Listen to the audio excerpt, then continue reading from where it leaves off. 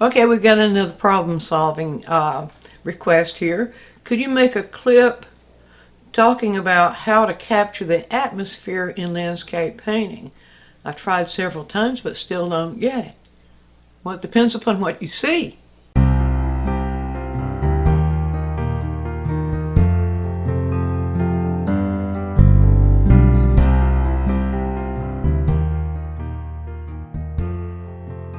What causes atmosphere to begin with? We speak of atmosphere as being what happens to things as they move in the distance, how we feel or how we see them. Particles in the atmosphere, millions and millions of particles between us and what we're seeing, help create the atmosphere. And there's so many different kinds of atmosphere. Some are very, very thick, and some are not quite so thick. And I have two examples here just to make a point, drive home a point, let's say. Okay, so we have similar scenes. In this scene, and look at this distant peak right here. Just look at that.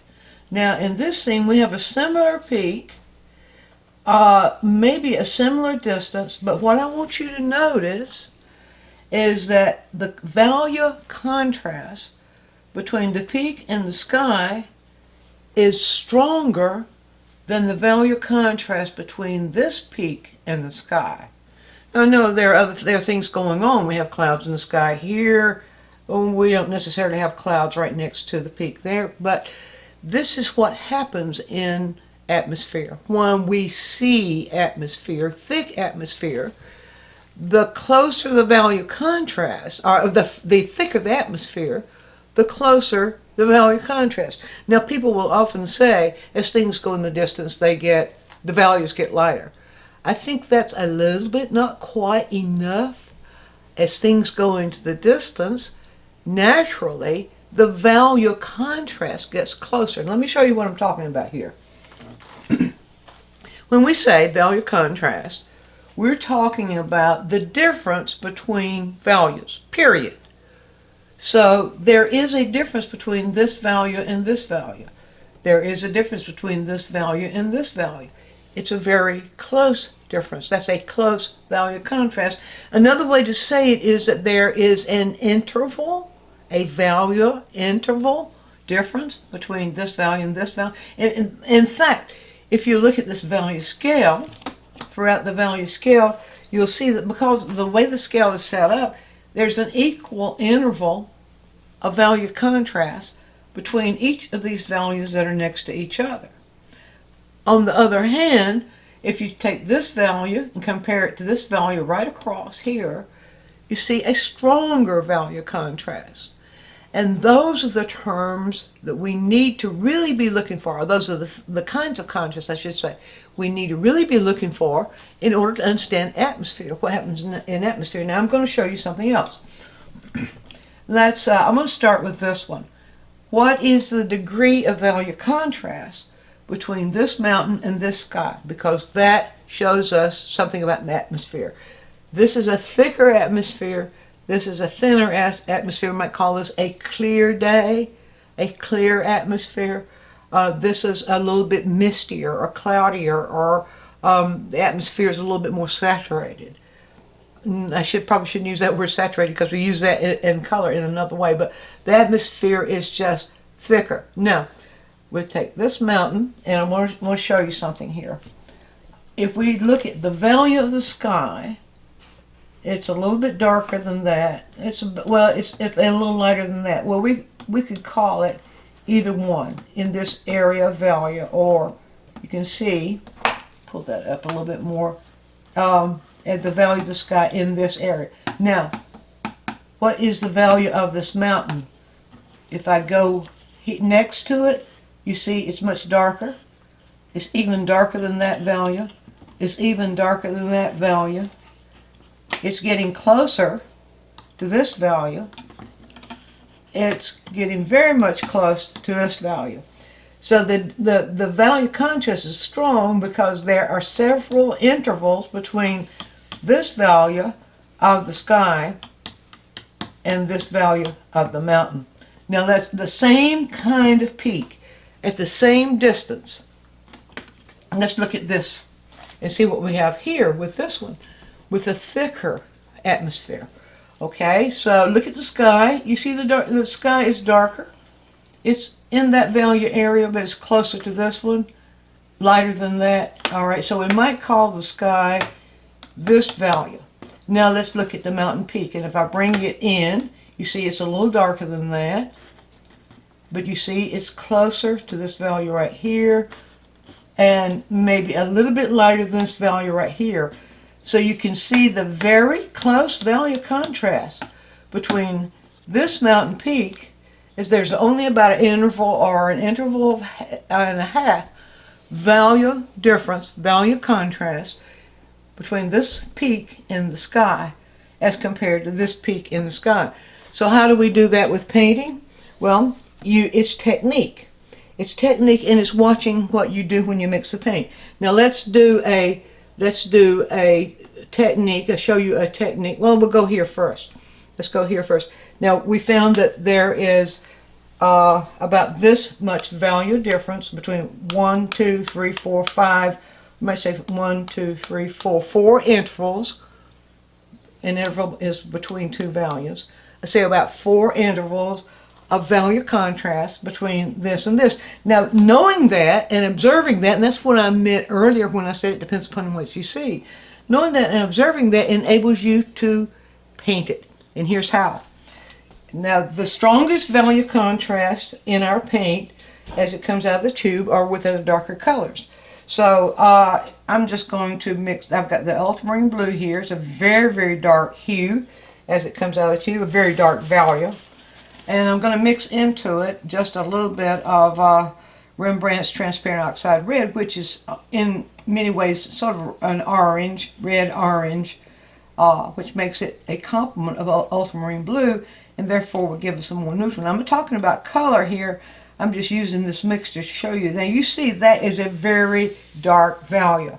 If I hold it on my palette knife here, you see it's a very dark value. It's darker. It's about the value of the things up closer to us, but it's darker than those things we see in the distance.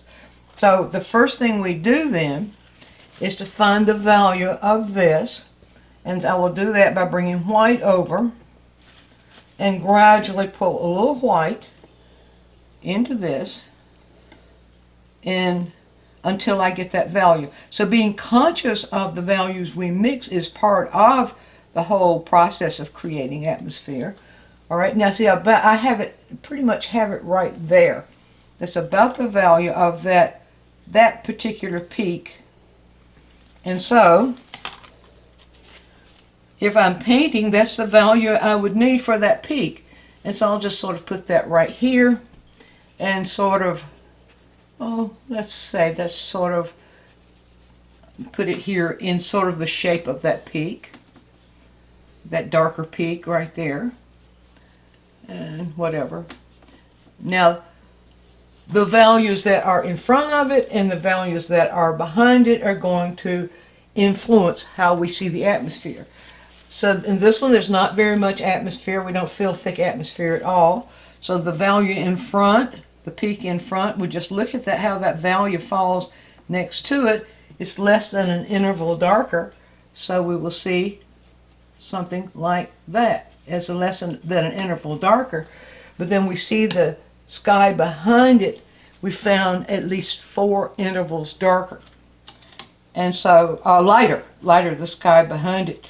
And so that then will be the value we go for.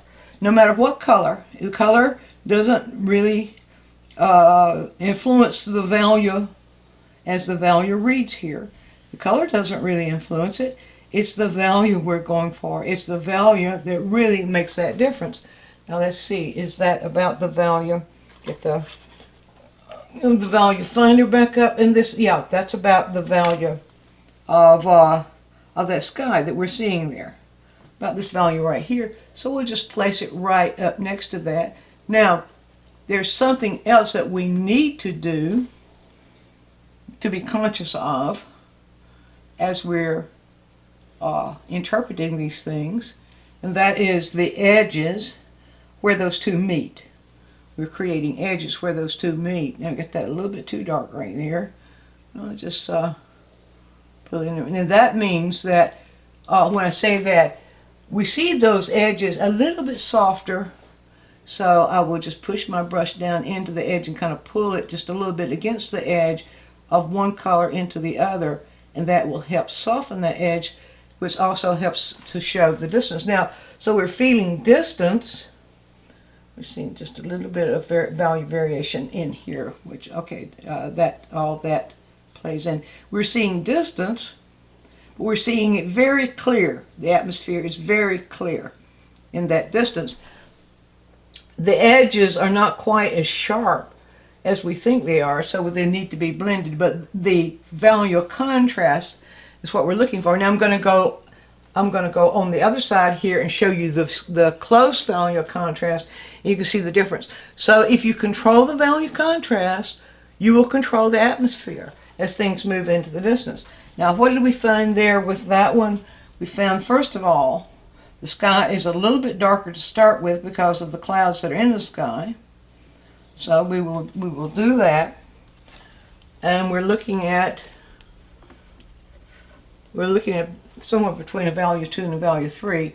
So the sky is a little bit darker to start with. I need to do more paint than that. A little bit stingy with the paint on that one.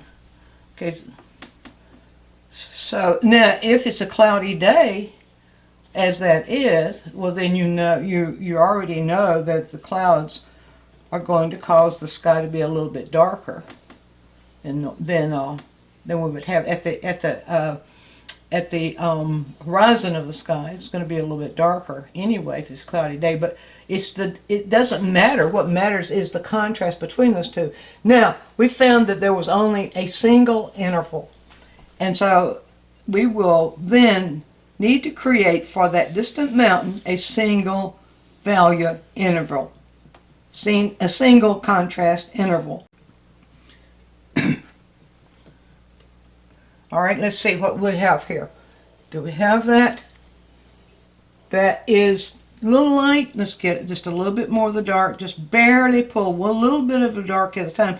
I think maybe one of the technical things that happens sometimes is you just don't control the amount of one of the dark that goes into the light, so you have to pull that in very cautiously. All right, let's see. Is that it? That's very close. I can't tell by the glare, the light glare. Let's turn that just a little bit. There we go. All right, here is that single value interval. I'm going to try just to make it pretty much the same shape, and there it is right there. Pretty much the same shape I have here, which is not at all that, but it doesn't matter. There you can see that single value interval makes it feel more atmospheric, but that's not the only thing. The other thing that goes along with the single value interval, the edges need to be softer. So get those edges softer. Now right now, the way I put that in to begin with, the edges are a little bit, a little too distinct, a little too sharp. So just pull the paint out of the brush, get that a little bit better shape there, and just touch the brush. See what I'm doing here? I've just got my fingers bracing the brush right here. I'm just going to touch the edges between that and kind of wiggle it just a little bit. See, that gives it a little bit of a blend, softens those edges. Now if I keep working it, I could make the edges even softer. But sort of soften those edges just a little bit, and now we can begin to feel, let's pull this down and keep that consistent. Now you can begin to feel that atmospheric difference, or the difference between the atmosphere, painting the atmosphere here. Let me watch this as I darken. As I darken, you see it feels we don't have quite the atmosphere. As I lighten, we have more of the feeling of atmosphere.